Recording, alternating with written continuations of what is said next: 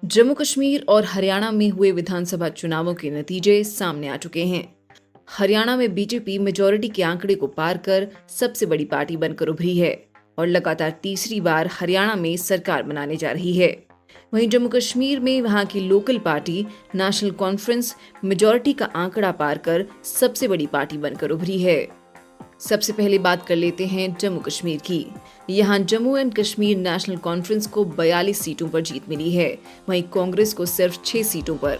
लेकिन एनसी और कांग्रेस को एक साथ यानी गठबंधन को कुल 48 सीटें मिली हैं। वहीं बीजेपी को 29 सीटों पर जीत मिली।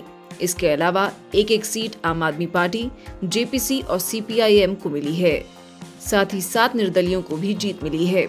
बता दें कि जम्मू कश्मीर में कुल 90 विधानसभा सीटें हैं। इस सब के बीच नेशनल कॉन्फ्रेंस के अध्यक्ष फारूक अब्दुल्ला ने कहा कि उमर अब्दुल्ला जम्मू कश्मीर के अगले सीएम होंगे। उमर अब्दुल्ला ने 2 सीटों बडगाम और गांदरबल पर चुनाव लड़ा और दोनों पर जीत दर्ज की।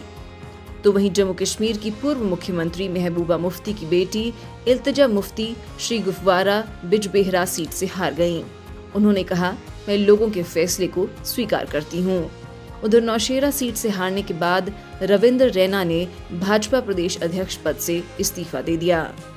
यूनियन टेरिटरी जम्मू कश्मीर की 90 सीटों में से 43 जम्मू और 47 कश्मीर में हैं।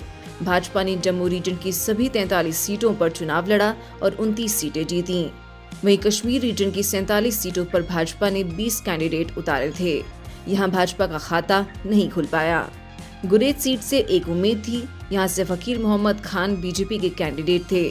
फकीर मोहम्मद 28 साल पहले 1996 में गुरेज से निर्दलीय विधायक चुने गए थे, फिर कांग्रेस में गए और हार गए। इस बार बीजेपी से भी उन्हें हार मिली। कश्मीर में मजबूत नेशनल कॉन्फ्रेंस और कांग्रेस का गठबंधन कश्मीर में पहले से मजबूत था। नेशनल कॉन्फ्रेंस की 42 सीटों में से करीब 35 से ज्यादा सीटें कश्मीर रीजन से मिली हैं। वहीं कांग्रेस ने भी कश्मीर संभाग से 6 सीटें जीती। 2014 में दोनों पार्टियों ने 27 सीटें जीती थी। इस बार गठबंधन का आंकड़ा बहुमत को पार कर गया। नेशनल कॉन्फ्रेंस ने इस चुनाव में 51 और कांग्रेस ने 32 सीटों पर चुनाव लड़ा था। अब बात कर लेते हैं हरियाणा की, जहां बीजेपी सबसे बड़ी पार्टी बनकर उभरी है और लगातार तीसरी बार सरकार बनाने जा रही है। हरियाणा में भी कुल 90 विधानसभा सीटें हैं। इसमें से 48 सीटों पर बीजेपी को जीत मिली। वहीं कांग्रेस के खाते में 37 सीटें आई हैं। वहीं इंडियन नेशनल लोकदल को 2 सीटें और निर्दलीय को 3 सीटें मिली हैं। बीजेपी की जीत पर कांग्रेस ने ऐतराज जताया है और ईवीएम पर सवाल उठाए हैं। वहीं बीजेपी की जीत पर प्रधानमंत्री मोदी से लेकर गृह मंत्री अमित शाह ने बधाई संदेश दिए हैं। राज्य के बड़े चेहरों की बात कर लें जो चुनावी मैदान में थे, तो इनमें से एक नाम है विनेश फोगाट। पहलवानी छोड़कर कांग्रेस के टिकट पर राजनीति के दंगल में उतरी विनेश फोगाट ने कड़े मुकाबले में जुलाना की सीट जीत ली है। उन्होंने नजदीकी मुकाबले में बीजेपी के कैप्टन योगेश बैरागी को 6015 वोटों से हराया। इसके बाद बात कर लेते हैं राज्य में मुख्यमंत्री पद के बीजेपी के उम्मीदवार नायब सिंह सैनी की, जो लाडवा सीट पर 16054 वोटों से जीतने में कामयाब रहे। उन्होंने सीधे मुकाबले में कांग्रेस के मेवा सिंह को हराया। पूर्व सीएम और हरियाणा कांग्रेस के दिग्गज नेता भूपेंद्र सिंह हुड्डा गढ़ी सांपला किलोई सीट पर 71,465 वोटों से जीत गए।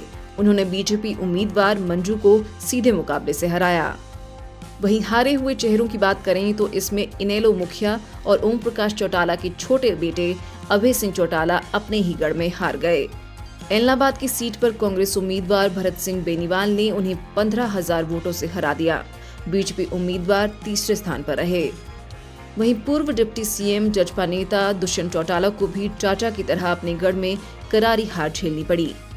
उचाना कला सीट पर बीजेपी उम्मीदवार देवेंद्र छात्रभुज अत्री ने बेहद नजदीकी मुकाबले में कांग्रेस उम्मीदवार ब्रजेंद्र सिंह को 32 वोटों से हरा दिया। वहीं बीजेपी के दिग्गज नेता और वरिष्ठ आरएसएस नेता अनिल विज ने अंबाला कैंट सीट से जीत हासिल की है। उन्होंने चुनाव में निर्दलीय उम्मीदवार चित्रा सरवारा को 7277 वोटों से हराया। आखिर में बात कर लेते हैं पूर्व सीएम भजनलाल के पोते और बीजेपी उम्मीदवार भव्य बिश्नोई की, जो अपने परिवार की ट्रेडिशनल आदमपुर सीट पर 1268 वोटों से चुनाव हार गए हैं। कांग्रेस उम्मीदवार चंद्र प्रकाश ने उन्हें सीधे मुकाबले में हराया है।